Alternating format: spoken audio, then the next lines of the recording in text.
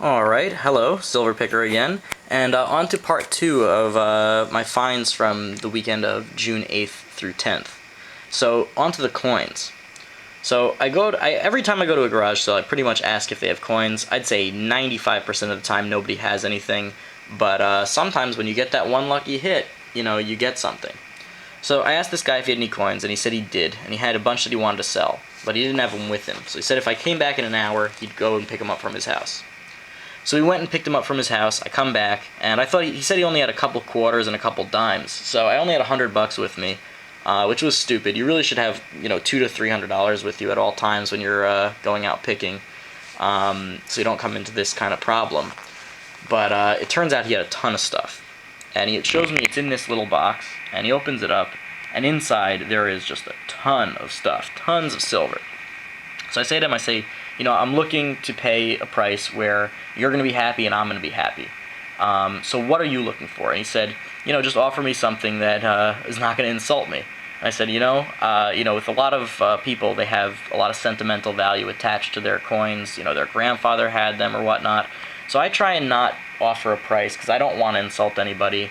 So what I do is I ask them to give me the price that they're looking for, and I say, if it's too high, I'll tell you, and if it's not, then, we've got ourselves a deal. So he said, to be honest, I'm looking for $200. And I was looking through it, and I didn't give such a close look, but I sort of ballparked it in my head and thought there was about $300 worth of coins. So I said, how about $175? And he said, to be honest, I just wanted to cut to the chase. I didn't want to deal with haggling. The bottom line price that I want is $200. So I said, you know what? That's totally fair. I'll take it, because I figured I'd make a $100 profit. That's very reasonable. He didn't have to go out and search for somebody to sell them or sell them individually. I was there, I had cash in hand, and he was happy enough to sell it. What I didn't realize is that the box was deeper than I thought it was. I'll just open it up. You see how it says Morgan Silver Dollar Set? So underneath these weren't actually in it. They were just sort of, everything was spread out. But these things go pretty deep with the foam. So there were actually a bunch of coins piled on top of each other, and I didn't realize that. So I actually got a much better deal than I thought. I'll detail everything. So first off, I just got I got a steel penny, a wheat cent, a bunch of old nickels. These nickels are, from the 40s and 50s. Just a regular $50, clad coin. That's just, some extra stuff. So you could say I paid really $199 instead.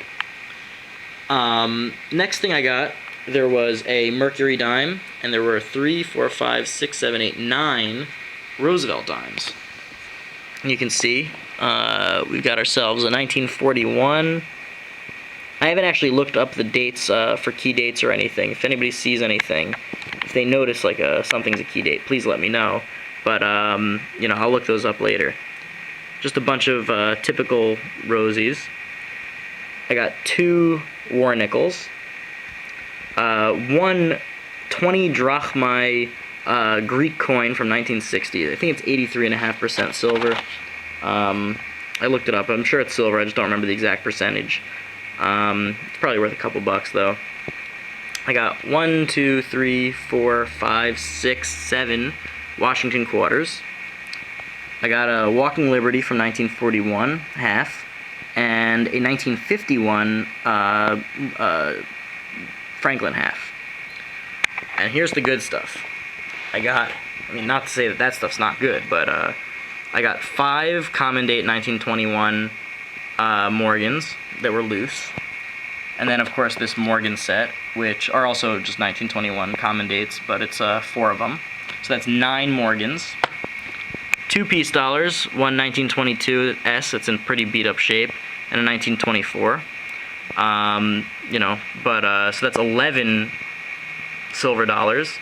And then, this is something that I never get at garage sales. I've seen them at garage sales twice. I asked this lady if she wanted to buy her coins. She said she had some. She showed them to me, but then she revealed that it was from her son who had passed away.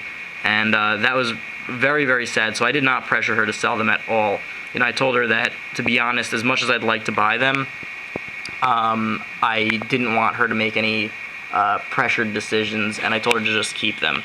And, you know, I was happy with that, despite the fact that I didn't come home with any silver dollars. Sometimes, like I said in my other film, in my other YouTube video, it's not always about the money, and you gotta have some compassion. So, you know, but at this point, I was rewarded, I feel like. You know, I got 11 American Eagles, silver American Eagles. 2 from 1987, 1 from 1989, 4 from 1994, 1 from 2000, 2 from 2004, and 1 from 2005. These are really, really beautiful coins. You know, I only had one of these before, actually, and I'm really happy to add some to my collection. These are really, really nice. I'm actually looking to sell a few of these. I'm thinking I'm going to sell some of these Commandant Morgans. I have a bunch of them. I'll probably sell them for either spot or a buck over spot. You know, that's pretty typical. So I'm going to see if I can sell them. Maybe I'll put them on Craigslist, or I guess if somebody wants to buy them on YouTube. But you know, I'll probably sell some of it just because I don't want to have $200 just sunk into this. But I am definitely going to keep the Eagles. They're really awesome coins. So next, after you've seen all this stuff, it was worth about $600 in the end. So I really made about $400 profit. Had I realized how much was there, I probably would have given him a little bit more, even though he was very happy with that, with the $200. You know, making a $400 profit on a $200 investment is really, really good. So maybe I would have given him a little bit more. But now that I didn't see it, I am very happy that I got all these coins. Now that you've seen the coins and the jewelry, I'm going to move on to the video games and other stuff. So I got this Super Mario Land Game Boy cartridge for a buck. You know, you can't go wrong if you buy a video game for a buck, because eventually, like I said in previous videos, I'm just going to save them up for this end of the summer and put it together a huge lot of each system. So, you know, if I've got a bunch of $1 Super Mario, you know, Nintendo games, Game Boy games, even if I bought them for $1, and if I can't sell them for much individually, if I have 50 of them and I sell them, you know, for 150 bucks for 50 games, you know, $3 a game, I've made myself a nice little profit. I got one PS1 game, X-Men Mutant Academy. Normally I don't get the greatest hits stuff, but it was only 50 cents, so you can't really turn away a PlayStation game if it's only 50 cents. These two were also 50 cents, these PlayStation 2 games. Spy Hunter Greatest Hits and State of Emergency.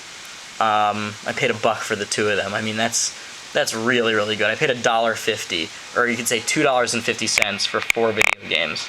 So that's really, really good. Next thing is, I've heard from other people, and I looked on eBay, and it's true, Disney DVDs do really, really well.